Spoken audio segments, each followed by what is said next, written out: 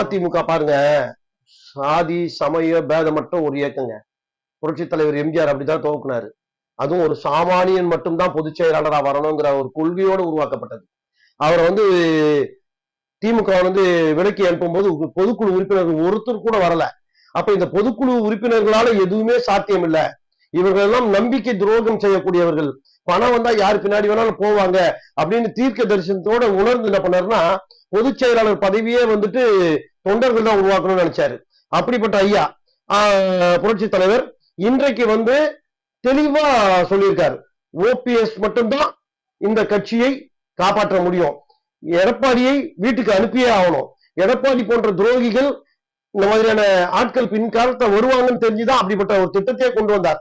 அந்த திட்டத்தெல்லாம் இன்னைக்கு அந்த சட்ட விதியையே இன்னைக்கு எடப்பாடி ரத்து செய்து மாற்றி இருக்கிறார். இதெல்லாம் புரட்சி தலைவர் ஆன்மாவை மன்னிக்கவே மன்னிக்காது.